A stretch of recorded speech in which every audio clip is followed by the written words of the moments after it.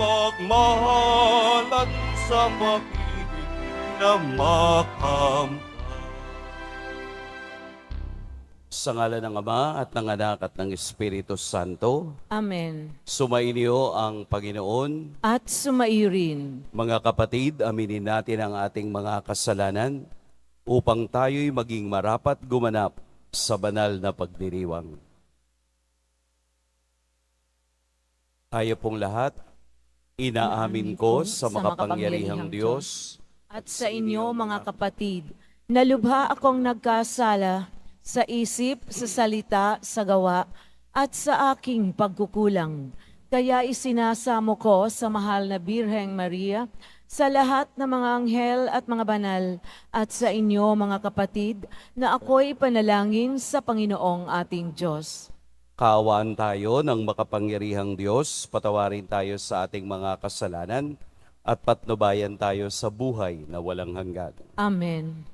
Panginoon, kaawaan mo kami. Panginoon, kaawaan mo kami. Kristo, kaawaan mo kami. Kristo, kaawaan mo kami. Panginoon, kaawaan mo kami. Panginoon, kaawaan mo kami. Manalangin tayo. Ama naming makapangyarihan, lakas ka ng mga walang inaasahan kundi ikaw. Ang pagluhog namin ay iyong pagbigyan, sapagkat kami mga tao lamang na pawang mahihina kapag iyong iniwanan. Kaya naman kami lagi mong tulungan upang sa pagtupad ng iyong mga kautusan, ikaw ay aming mabigyang kasiyahan sa aming iniisip at ginagawa araw-araw. Sa pamamagitan ni Hesukristo, kasama ng Espiritu Santo, magpa sa walang hanggan. Amen.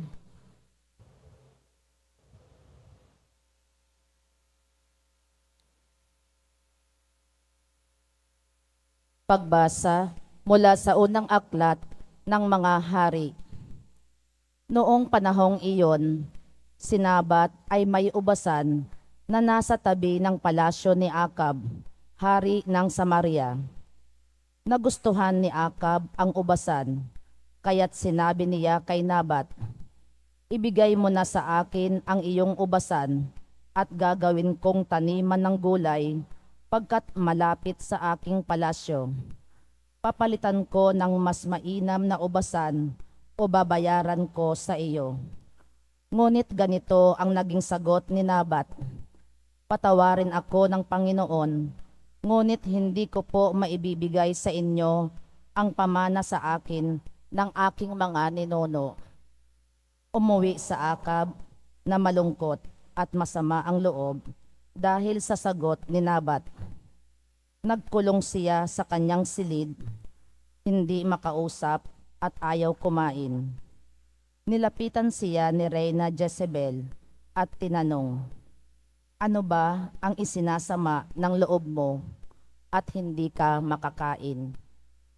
Sumagot ang hari, "Kinausap ko si Nabat na taga Jezreel at inalok ko siyang papalitan o babayaran ang kanyang ubasan.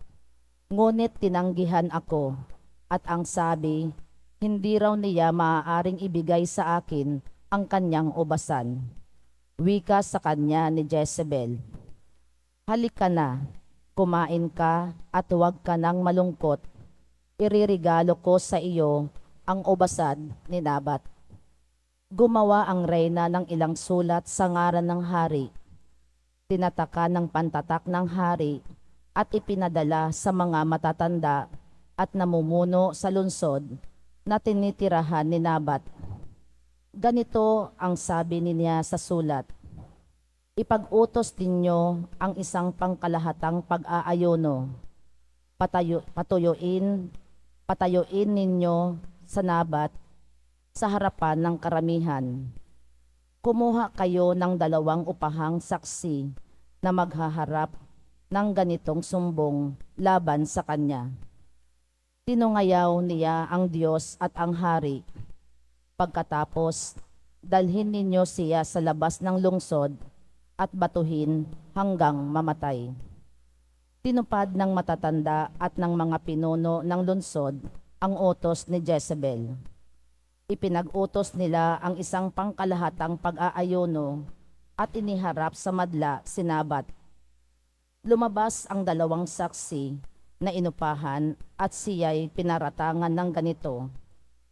Tinungayaw ni Nabat ang Diyos at ang hari, kaya't si Nabat ay inilabas ng lungsod at binato hanggang mamatay.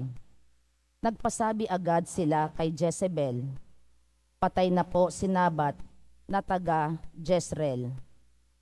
Pagkatanggap ng gayong balita, nagpunta si Jezebel kay Akab at sinabi rito, Hayan, kunin mo na ang ubasang hindi mo mabili kay Nabat.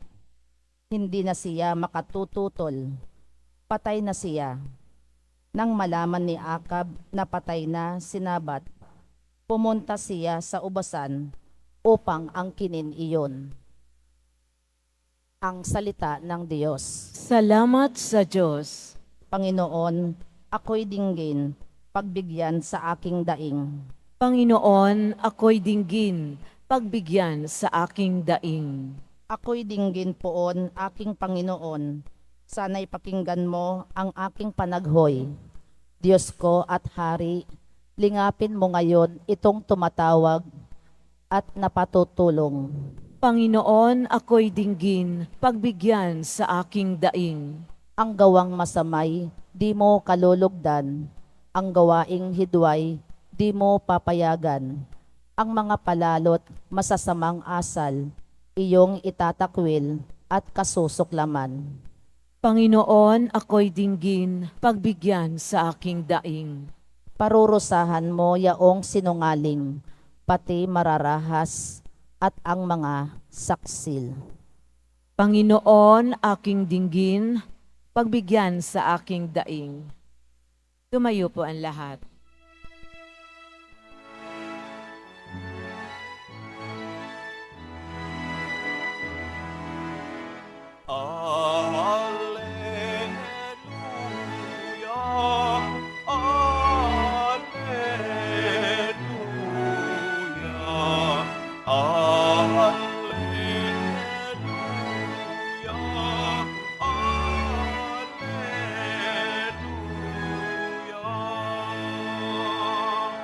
Ang salita mo'y liwanag, araw sa aking maglakad, sapagkat pagsayong landas. Alleluia, alleluia,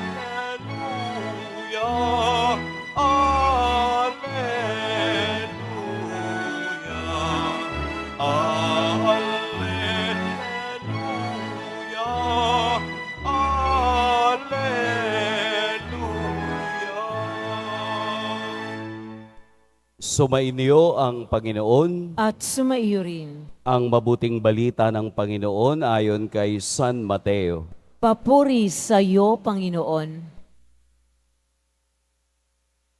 Noong panahong iyon, sinabi ni Jesus sa kaniyang mga alagad,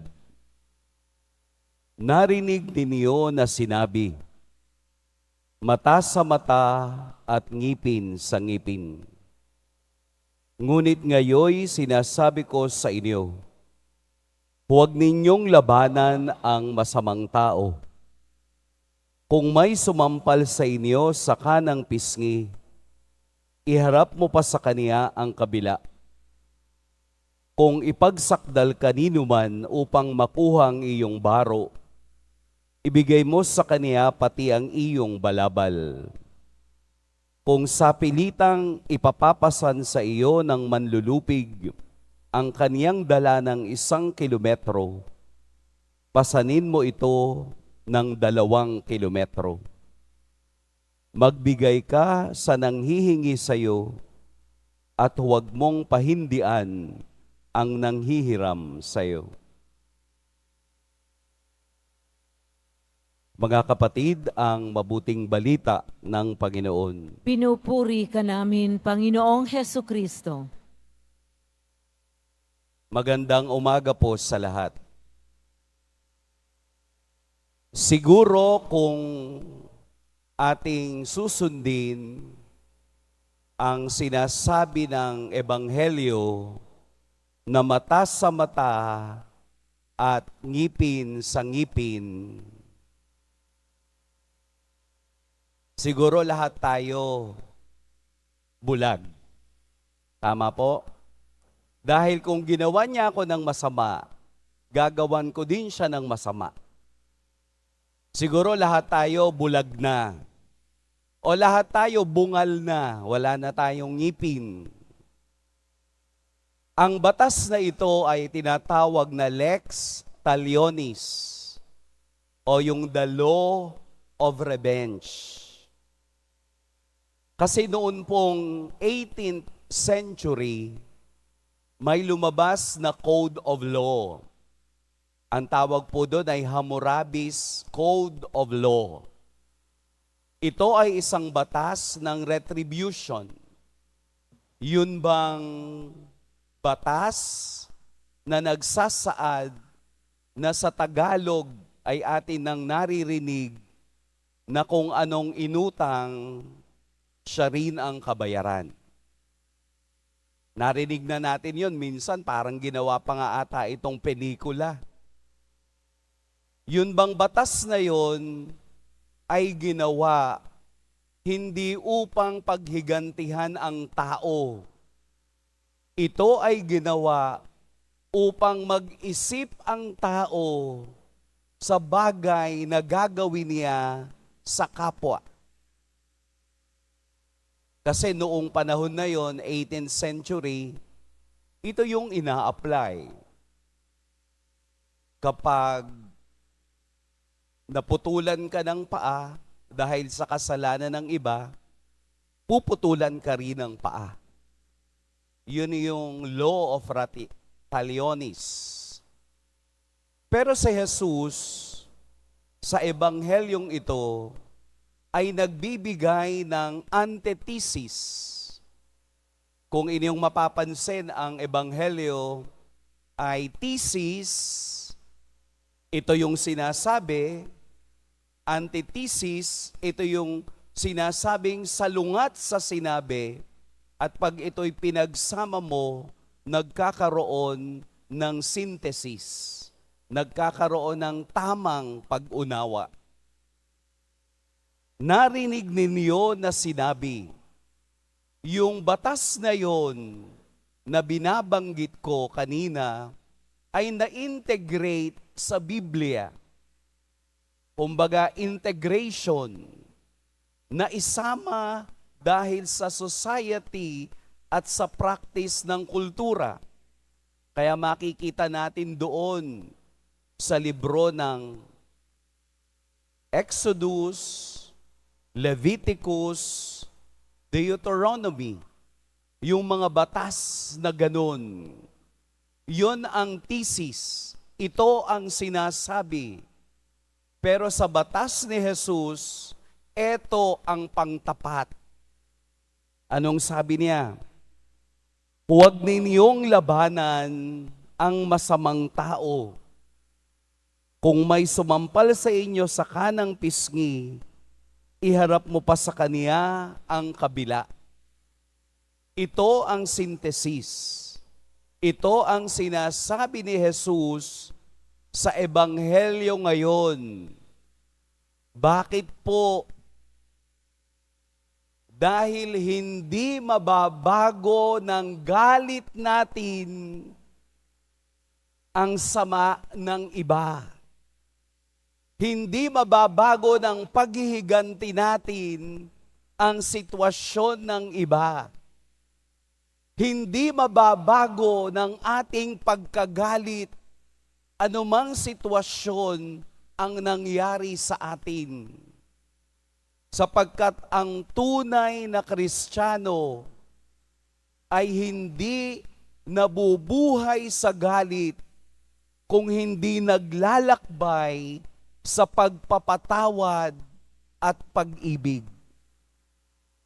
Kaya nga po ang galit ay isa sa kasalanan ng tao na hindi niya kayang alisin. Ang gusto ng tao, kapag siya'y pinatid, papatirin ko rin. Ang gusto ng tao, kapag siya'y sinaktan, sasaktan ko rin. Pero hindi iyon ang pamantayan ni Jesus sa Ebanghelyo ngayon. Dahil maliwanag din na sinabi ni Saint Paul sa mga taga-Romans, "Vengeance is mine. I will repay, says the Lord." Nasa Diyos ang paghihiganti, wala sa atin. Hindi natin maitatama ang isang pagkakamali ng paghihiganti pa upang gumawa ng panibagong pagkakamali.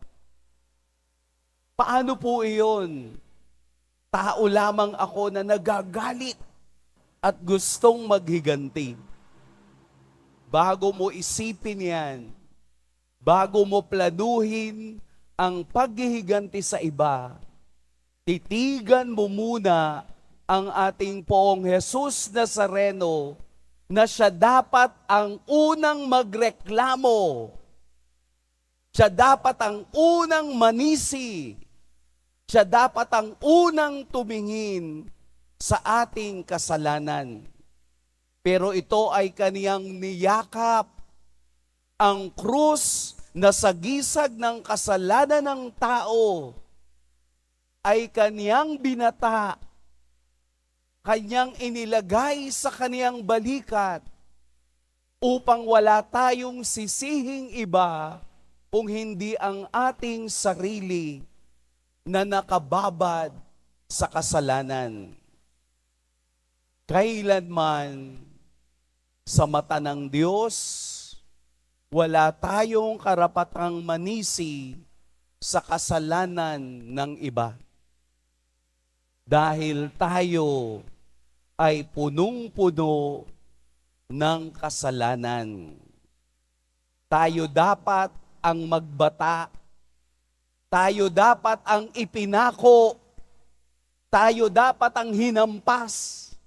Tayo dapat ang pinahirapan dahil sa ating kasalanan.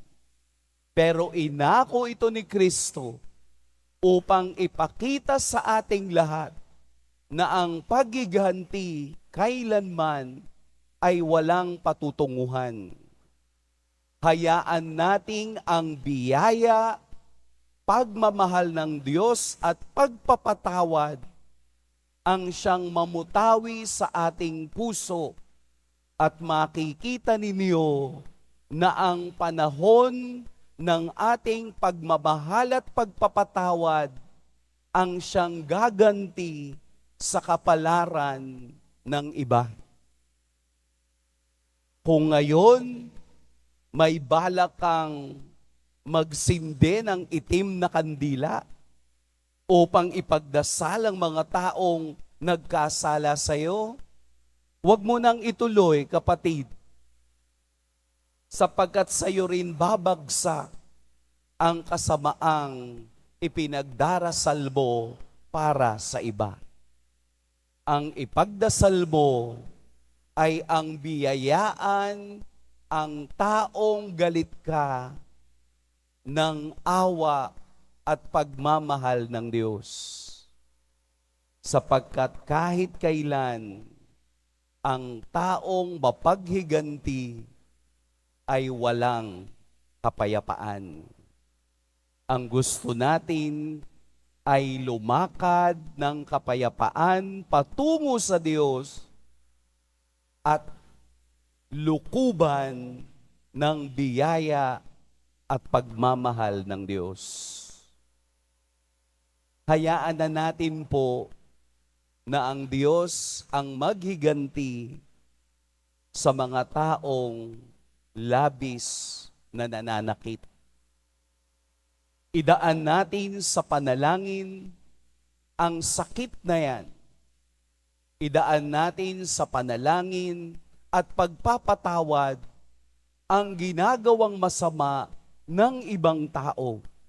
sapagkat kung ito ang ating magiging sandigan, makikita mo na ang pagpapala pala ng Diyos ay umaagos sa mga taong walang dinadalang galit sa kanilang puso. Mas payapa po ang buhay pag walang galit na nararamdaman. Pagpalain tayo ng poong may kapal.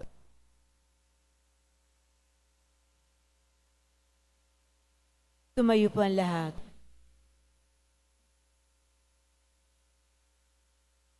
Minamahal kong mga kapatid, napakabuti sa atin ang ating mapagmahal na Ama. Manalangin tayo sa kaniyang mahabaging pag-ibig na nagbunsod ng ating mabuting pakikitungo sa ating kapwa. Ama, gawin mo kaming ganap sa iyong pag-ibig. Ama, gawin mo kaming ganap sa iyong pag-ibig. Bilang bayan ng Diyos, naway maisabuhay natin ang batas ng pag-ibig ni Kristo. Manalangin tayo. Ama, gawin mo kaming ganap sa iyong pag-ibig. Ang ating mga kaaway, maging yaong mga nakasakit at nakagawa sa atin ng masama sa anumang paraan, naway mapatawad natin. Manalangin tayo. Ama, gawin mo kaming ganap sa iyong pag-ibig. Atin nawang maiwasan ang pagkakahiwa-hiwalay at pagkamakasarili para maiwaksi ang kasamaan sa pamamagitan ng paggawa ng kabutihan. Manalangin tayo. Ama, gawin mo kaming ganap sa iyong pag-ibig. Ang mga pinaging manhid ng pagkakasala, naway hipuin ng espiritu ng Panginoon upang magbalik loob sila at magbagong buhay. Manalangin tayo. Ama, gawin mo kaming ganap sa iyong pag-ibig. Ang ating mga mahal na yumao, naway ligtas na maakay pauwi sa piling ni Kristo. Manalangin tayo. Ama, gawin mo kaming ganap sa iyong pag-ibig. Panginoon ng sambayanan, habang aming itinataas sa mga panalangin ito, tulungan mo kaming magkakasamang lumago at mapaglabanan ang pagkakaaway-away at hindi pagkakasundo. Hinihiling namin ito sa pamamagitan ng Kristong aming Panginoon. Amen.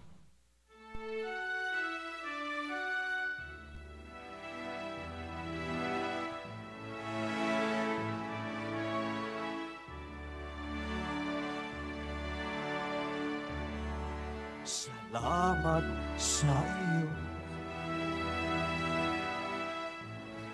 aking Panginoong Hesus. Ako'y inibig mo at inaking lubos. Ang tanging alay ko sa'yo, aking Ama, ay buong buhay ko, puso at kaluluwa. Di makaya na maipagkaloob. Mamahalin niyas, ginigintong dilog ko, ang aking dalangin, O Diyos, ay tanggapin. Ang tanging alay ko, naway gamitin. Ito lamang, Ama, wala nang iba pa akong hinihiling. Tumayo po ang lahat. Manalangin kayo mga kapatid upang ang paghahain natin ay kalugdan ng Diyos amang makapangyarihan. Tanggapin nawa ng Panginoon itong paghahain sa iyong mga kamay sa kapurihan niya at karangalan sa ating kapakinabangan at sa buong sambayanan niyang banal. Ama naming lumikha, kami ginawa mong may angking katauhan na dapat pakanin at pangalagaan at iyong dinudulutan ng banal na pakikinabang.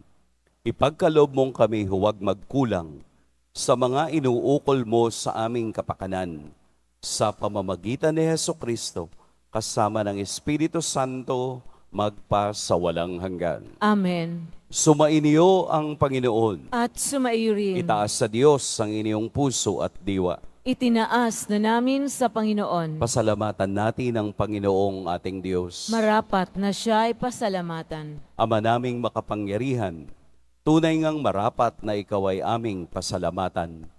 Pinagbibigyan mong ito'y aming maihayag, kahit na ito'y walang anumang maidaragdag, sa kadakilaang sa iyo ay likas.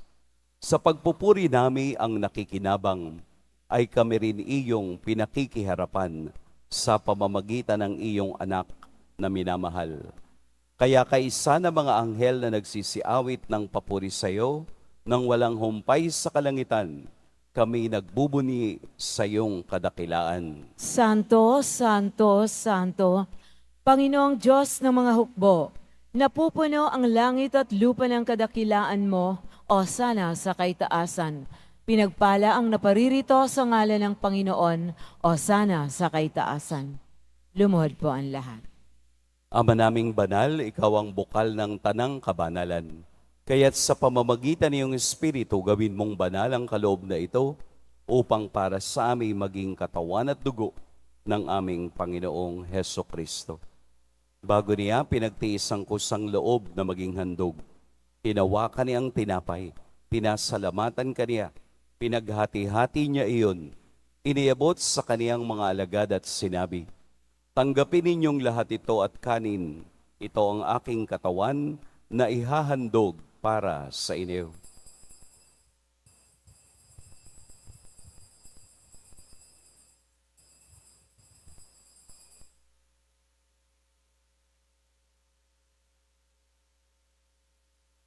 Gayun din naman, noong matapos ang hapunan, hinawakan niya ang kalis, muli kaniyang pinasalamatan. Inabot niya ang kalis sa kaniyang mga alagad at sinabi, "Tanggapin ninyong lahat ito at inumin, ito ang kalis ng aking dugo, ng bago at walang hanggang tipan, ang aking dugo na ibubuhos para sa inyo at para sa lahat, sa ikapagpapatawad ng mga kasalanan. Gawin ninyo ito sa pag-alala sa akin."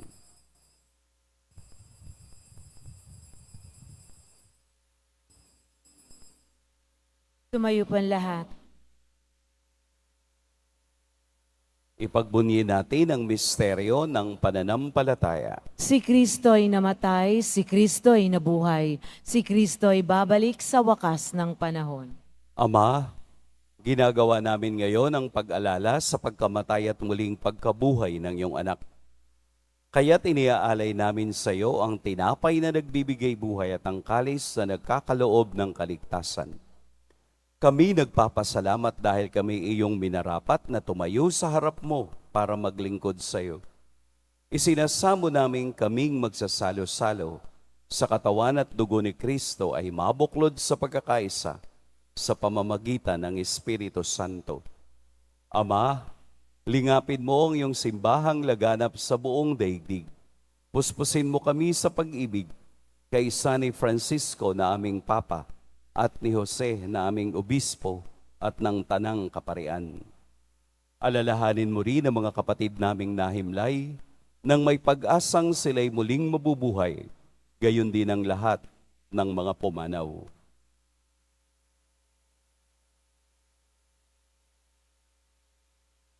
Kaawaan mo sila at patuloyin sa iyong kaliwanagan. Kaawaan mo at pagintapating kaming lahat na makasalo sa iyong buhay na walang wakas. Kaisa ng mahal na Birheng Maria na ina ng Diyos, ng kabiyak ng puso niyang si San Jose, kaisa ng mga apostol ni San Juan Bautista, at ng lahat ng mga banal na namuhay dito sa daigdig ng kalugod-lugod sa iyo, maipagdiwang nawa namin ang pagpupuri sa ikararangal mo sa pamamagitan ng iyong anak na aming Panginoong Hesukristo. Sa pamamagitan ni Kristo, kasama niya at sa Kanya, ang lahat ng parangal at papuri sa iyo, Diyos, Amang makapangyarihan, kasama ng Espiritu Santo, magpa sa walang hanggan. Amen. Amen.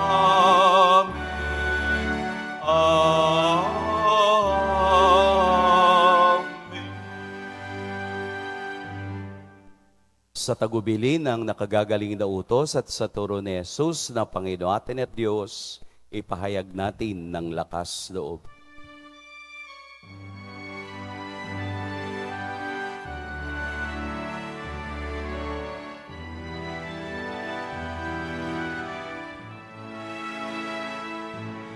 Ama na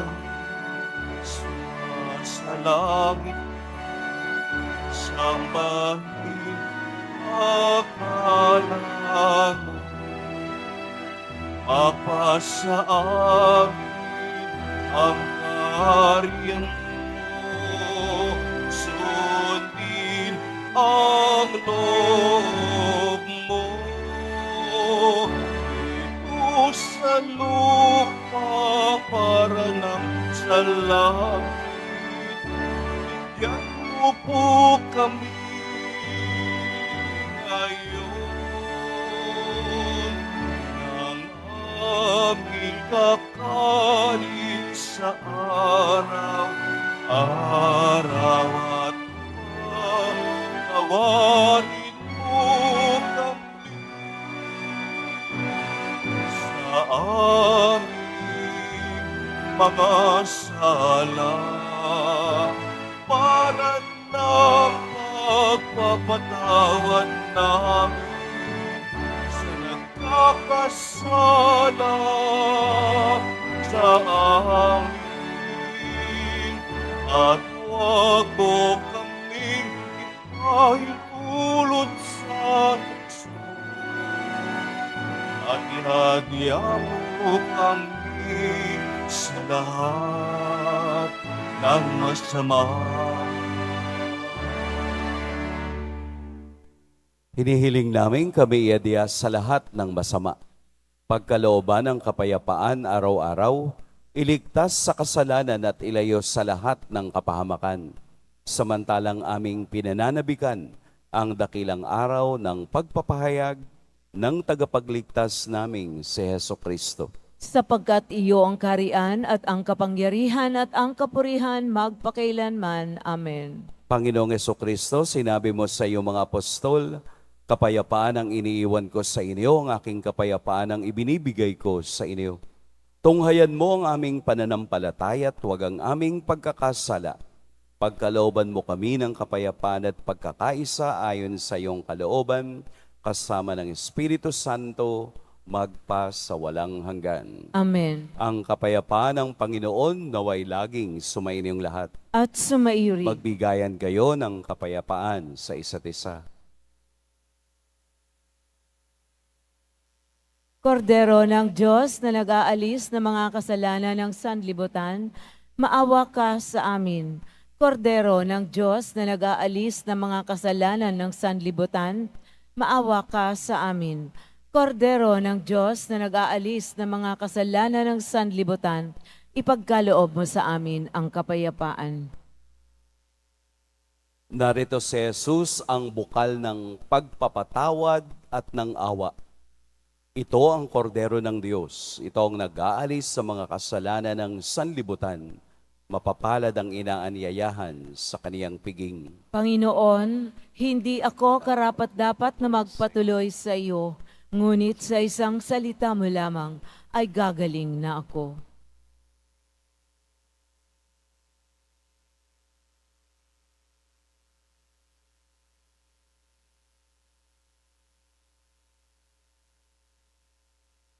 Para sa lahat ng tatanggap ng banal na komunyon, sasagot po tayo ng amen pagkasabi ng pari o ng lay minister ng katawan ni Kristo at isubo agad sa bibig bago umalis sa harapan ng pari o lay minister. Sumunod po tayo.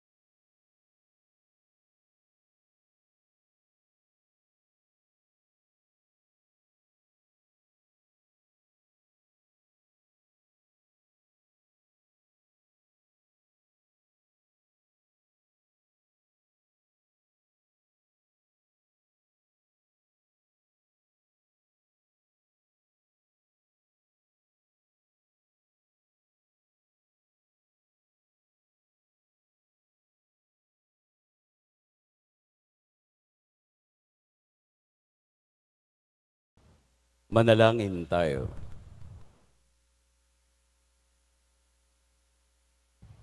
Ama naming mapagmahal, ang pinagsaluhan naming banal na pakikinabang na nagpapahiwatig ng iyong pakikiisa sa tanang naritong nakikipagdiwang ay magdulot nawa ng pagkakaisa sa iyong sambayanan sa pamamagitan ni Hesukristo kasama ng Espiritu Santo magpa sa walang hanggan. Amen. Sumainyo ang Panginoon. At sumairin. Yumuko kayo para sa pagbabasbas. Mahal na poong Jesus Nazareno, inihayag mo sa pamamagitan ng krus ang walang maliw na pag-ibig ng Diyos sa sangkatauhan. Pakinggan mo po ang kahilingan ng iyong angkan na nagsusumamo sa iyo. Makamtan nawa nila ang iyong katugunan at tanggapin ang kasagutan na may utang na loob na tinatanaw. Basbasan din po ninyo ang mga daladala nilang mga imahen at dasalan. Sa pamamagitan ng bendisyon na ito, naway maalala nila ang mga pangako nila noon sa biniyag, na ikaw ang kanilang iibigin at paglilingkuran bilang Panginoon magpa sa walang hanggan. Amen. At pagpalain kayo ng makapangyarihan at mapagmahal na Diyos, ang Ama, at Anak, at Espiritu Santo. Amen. Tapos na ang ating pagdiriwang, humayo kayong taglayang kapayapaan ng poong Jesus Nazareno. Salamat sa Diyos.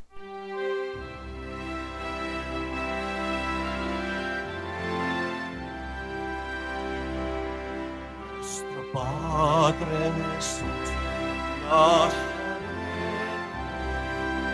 sinasamba ka namin.